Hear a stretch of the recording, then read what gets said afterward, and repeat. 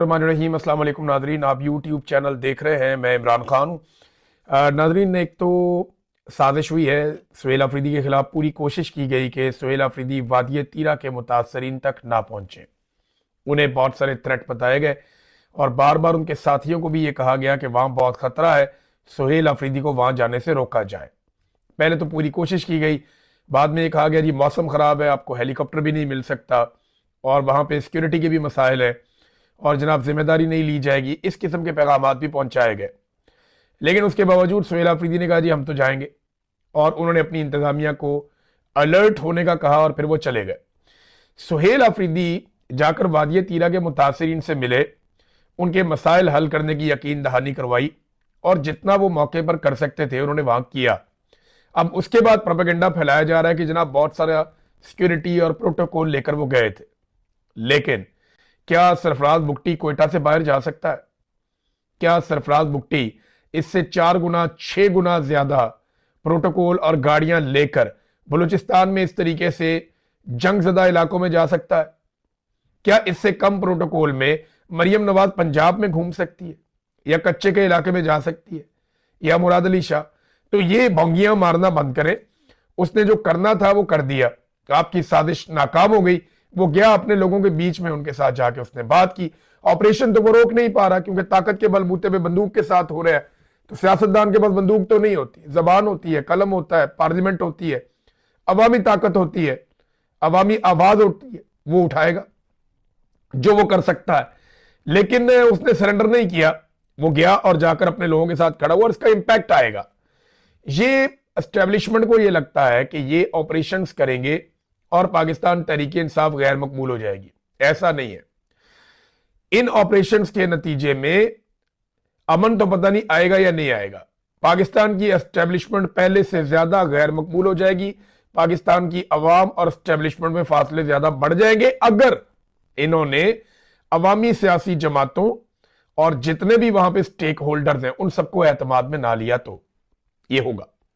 जरगा होता है, जरगे के अंदर फैसला होता है, 21 सियासी जमातें बैठती हैं, वो जरगे के बाहर से बंदे उठा लिए जाते हैं। आज तक पता ही नहीं चला बंदे कहां गए। वो जो जरगा हुआ उसमें जो बातचीत हुई उसके ऊपर किसी ने कान ही नहीं धरे। वो बंद कमरे में बैठते हैं 2 4 5 बंदे, वो बैठ के कहते हैं इनको मारो, ये मारो जी, चलो मारो। वो उठते हैं, बाहर आते हैं, दूसरे कमरे में बैठते हैं, जी इनको भी मारो, लो जी मारो, इनको भी मारो। वो एक और कमरे में बैठते हैं, बैठ के कहते हैं उसको गंदा करो, उस पर केस बनाओ, बनाओ जी बनाओ, केस बनाओ। तो ये जो बंद कमरों के फैसले हैं, इनमें इंसाफ नहीं है, कानून नहीं है, लॉजिक नहीं है। इनमें सिर्फ जाती ख्वाहिशात है और उनकी बुनियाद पे पाकिस्तान को देखें इन्होंने क्या कर दिया। अब वही सुहेल अफरीदी जो कल वहां से तीरा से वापस होकर आया, बहुत एनर्जेटिक आदमी है। इमरान खान ने सही पॉलिटिकल ट्रेनिंग की है इन लोगों की। सुहेल अफरीदी अब एबटाबाद चला गया और एबटाबाद में हरीपुर में जो इस्तकबाल सुहेल अफरीदी का हुआ, बड़ा तगड़ा एक पावर शो है। पाकिस्तान तहरीक इंसाफ का ये तस्वीर आप देखें, ये मनाजिर आप देखें। दर्जनों तस्वीर सुबह से मेरे पास आई हैं, मनाजिर आए हैं। बहुत बड़ी तादाद में लोगों ने वेलकम किया है। और ये एबटाबाद है, यहां अभी पीएमएलएन को एक इलेक्शन जबरदस्ती जितवाया गया है। यानी उमर अयूब साहब की अहलिया को इलेक्शन हरवाया गया और अजीबोगरीब किस्म का इलेक्शन हुआ। तो इलेक्शन कमीशन ने या मिलिट्री एस्टेब्लिशमेंट ने यह बताया कि जहां पे पीटीआई की हुकूमत है हम वहां पे भी अपनी एक सीट छीन सकते हैं, हमारा दिल करे तो। उन्होंने छीन के दिखा ली।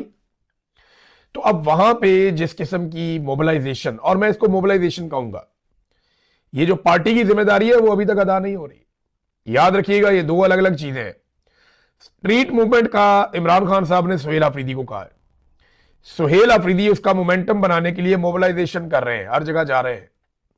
लेकिन जो पार्टी की रिस्पॉन्सिबिलिटी है कि उस मोबिलाइजेशन को चैनलाइज किया जाए, हर गली मोहल्ले में बाकायदा मेंबर्स को बताया जाए कि तुमने क्या करना है, तुमने क्या करना है, तुमने क्या करना है, और लिस्टें बने, चीजें बने, जिस तरीके से आगे चलना है वो सारी, वो प्रोसेस अभी शुरू नहीं हुआ। उसके बारे में मेरी इंफॉर्मेशन के मुताबिक अभी काम नहीं हुआ। लेकिन इस मरतबा सुहेल अफरीदी का, क्योंकि पिछली मरतबा तस्वीर बड़ी वायरल हो गई थी कि 4-5 नौजवान सुहेल अफरीदी, शाहिद खटक, मीना खान और शफीउल्लाह जान ये गाड़ी पे खड़े हैं, तो वो बहुत वायरल हो गया था। तो इस मरतबा क्या किया गया कि गाड़ी के ऊपर और लोग भी चढ़ गए। गाड़ी पे हमने देखा कि बैरिस्टर गौहर साहब है, गाड़ी पे खैबर पख्तूनख्वा से जो असेंबली के स्पीकर हैं बाबर सवाती साहब, वो भी वहां पे मौजूद थे। उनके अलावा जुनैद अकबर साहब भी इसी गाड़ी के ऊपर मौजूद थे। तो गाड़ी के ऊपर लोगों की तादाद बढ़ रही है और पाकिस्तान तहरीक इंसाफ का मोमेंटम भी बढ़ रहा है। अब ये एहतजाजी तहरीक को किस नहज तक ले जाते हैं, ये आने वाले दिनों में आपको पता चलता जाएगा, क्योंकि मोबिलाइजेशन तो बहुत अच्छी हो रही है, लेकिन ग्राउंड के ऊपर जो अंदर काम होता है एक पॉलिटिकल पार्टी का, कि जो पॉलिटिकल पार्टी के ओहदेदारान जहां ग्रास रूट लेवल तक जाके टच करते हैं, वो कहां तक पहुंचा मामला, और वो जो प्लानिंग है वो कहां तक पहुंची, वहां पे अभी कोई ऐसी इतला नहीं है। दूसरा नाज़रीन, जो तरीके तहफ़्फ़ुज़ आईन पाकिस्तान के लोग हैं वो बेचारे सिंध के दौरे पे हैं। वहां पे सिंध हुकूमत ने फिर वही हरकतें शुरू कर दी गंदी, यानी वो एक मरतबा फिर जैसे पंजाब करता है हुकूमत, ये नून लीग वाले जो करते हैं वही पीपल्स पार्टी वाले भी अब कर रहे हैं। रुकावटें डाल दी, गाड़ियां खड़ी कर दी, क्रैकडाउन कर दिया, तो सिंध में भी हुकूमत वही गंद मार रही है। हमने कुछ विजुअल देखे, यहाँ पे लोग कश्तियों के अंदर बैठ बैठ के अब इलाके क्रॉस कर रहे हैं, सड़कें बंद कर दी गई हैं। लेकिन वो कह रहे हैं जी इंटीरियर सिंध में हम अपनी पॉलिटिकल एक्टिविटीज करेंगे। हैदराबाद से उनके रास्ते बंद किए गए थे, पाकिस्तान तहरीक इंसाफ के झंडे लेकर लोग निकले हुए हैं सिंध में एक मरतबा फिर। तो एक मोमेंटम तो चल रहा है, तहरीक तहफ़्फ़ुज़ आईन पाकिस्तान के लोग भी काम कर रहे हैं, पीटीआई के लोग भी काम कर रहे हैं, और दूसरी जानिब हुकूमत भी जो कर सकती है वो करती चली जा रही है। अब पाकिस्तान की जो एस्टेब्लिशमेंट की इस वक्त तरजीहात है वो आप ये देखें कि ईमान मजारी को और हादी अली चट्टा को हर सूरत में गिरफ्तार कर लिया जाए। अब वहां पे वकील गए इनकी अदालत में, उन्होंने अदालत में कहा कि जनाब कोई गुंजाइश निकालें, हम उनको गिरफ्तार करवा लेते हैं, वो अपने आप को खुद सरेंडर कर देते हैं, तो इसकी तो इजाजत दें कि दोनों वकला साहिबान अपने आप को खुद सरेंडर करना चाहते हैं। तो अदालत ने ये इस्तदा भी मुस्तरद कर दी, नहीं इनको पकड़ के लाओ। मेरी हमारे सहाफी हैं नादिर बलोच साहब, उनसे बात हुई, उन्होंने कहा जी कि ईमान मजारी वाकई बीमार है और उनकी तबीयत काफ़ी ख़राब है, लेकिन इसके बावजूद वो गिरफ्तारी से घबरा नहीं रही। वो ये कह रही हैं ठीक है अगर गिरफ्तारी करना है तो ये हमें गिरफ्तार कर लें, लेकिन उन्होंने सरेंडर करने की दरख्वास्त दी जिसे मुस्तरद कर दिया गया अदालत की जानिब से। यानी एस्टेब्लिशमेंट ये चाहती है कि घसीट के ही गिरफ्तार किया जाए। साहब बहादुर का हुक्म जो आ गया तो ठीक है कर ले आप, आपने इससे पहले बेशुमार पाकिस्तानियों को गिरफ्तार किया। मारंग बलोच जो पाकिस्तान की बेटी है वो इस वक्त जेल में है। यास्मीन राशिद साहिबा इस उम्र में नवाज शरीफ को शिकस्त देने के बावजूद जेल में है। सनम जावेद और फलक जावेद दोनों बहनें, कसूर क्या उनका, वो सवाल उठाती हैं, वो दोनों भी जेल में है, आप उनको नहीं तोड़ पाए। इमरान खान की अहलिया जेल में है, तो अब आप ईमान मजारी को पकड़ के आप क्या निकाल लेंगे। आप ईमान मजारी को जब अंदर करेंगे ना, गिरफ्तार करेंगे, तो जिस कद के साथ आप गिरफ्तार करेंगे ये ज़हनी तौर पे आप तैयार रहिएगा, जब ये पाकिस्तान की बेटी बाहर आएगी ना तो इसका कद 4 गुना बड़ा होगा कम से कम। ये आप अपने दिमाग में बिठा लें, फिर जो मर्जी आप करते रहिएगा। नाज़रीन, पाकिस्तान के अंदर लगातार जो पाकिस्तानियों के साथ किया एस्टेब्लिशमेंट ने, उसकी वजह से जो टेक्सटाइल का शोबा है, ये सिर्फ मैं फैसलाबाद की आपको बात बता रहा हूं, यहां पे 2 लाख अफराद बेरोजगार हो गए। और ये बात किसका, पाकिस्तान का वो मीडिया कर रहा है जो सरकारी मीडिया है, यानी जो वुजरा के अपने चैनल हैं वो बता रहे हैं कि जनाब टेक्सटाइल इंडस्ट्री मुकम्मल तौर पे पाकिस्तान की तबाह हो गई। अब मोहसिन नकवी के और अलीम खान के चैनल भी ये बताने पे मजबूर हो गए हैं कि पाकिस्तान में मईशत मुकम्मल तौर पे तबाह हो गई। अलीम खान वालों ने बड़े पैसे कमाए थे इमरान खान साहब के दौर में, उससे पहले मुशर्रफ साहब के दौर में भी बहुत पैसा बनाया था, इकॉनमी चल रही थी ना, तरक्की हो रही थी, तो ये कंस्ट्रक्शन इंडस्ट्री बड़ी जबरदस्त चल रही थी, रियल स्टेट कारोबार भी चल रहा था। अब रियल स्टेट को भी धक्का नहीं लग रहा और लोग प्लाट खरीदने के लिए तैयार नहीं है, तो घर कौन बनाएगा और कौन खरीदेगा, ये वहां पे हालात पैदा हो गए। पंजाब में और पाकिस्तान पूरे में आप ये सूरत देख लें कि 15 साल के अंदर जो ट्रैक्टर बिके हैं पाकिस्तान में, उनसे सबसे कम ट्रैक्टर 2025 में बिके। ये किसान की हालत है, किसान की कुव्वत खरीद इन्होंने खत्म कर दी। देखें जब कुव्वत खरीद होती है तो वो नया ट्रैक्टर लेता है ना किसान। पाकिस्तान तहरीक इंसाफ के दौर में ये तादाद बड़ी थी ट्रैक्टर खरीदने की। इसी तरह किसान की कुव्वत खरीद पाकिस्तान पीपल्स पार्टी के दौर में भी बेहतर थी, परवेज मुशर्रफ के दौर में भी बेहतर थी। नवाज शरीफ का दौर आता है तो किसान की जो कुव्वत खरीद है वो कम हो जाती है। 2013 से 2017 तक नीचे चला जाता है किसान। 2018 में वापस ऊपर जाता है, जब नवाज शरीफ से जान छूटती है, शाहिद खान अब्बासी आते हैं, बाद में इमरान खान आते हैं, तो किसान फिर टेक ऑफ करता है। इमरान खान साहब के दौर में ट्रैक्टर ठीक बिकते रहे, लेकिन रिजीम चेंज ऑपरेशन के बाद लगातार इनके बिकने की नीचे की जानिब सूरत हाल जा रही है। जहां पे 60,000 तक ट्रैक्टर बिक जाता था, इससे ज्यादा बिक जाता था एक साल में, वहां अब 24,724 ट्रैक्टर सेल हुए। इसके बावजूद कि मरियम नवाज ने अपनी शक्ल लगा के किसान कार्ड और ट्रैक्टर कार्ड टाइप के वो कार्ड भी जारी किए कि जनाब आप ये ट्रैक्टर ले लें। इसके बावजूद लोगों की कुव्वत खरीद नहीं है, लोग नहीं खरीद पा रहे।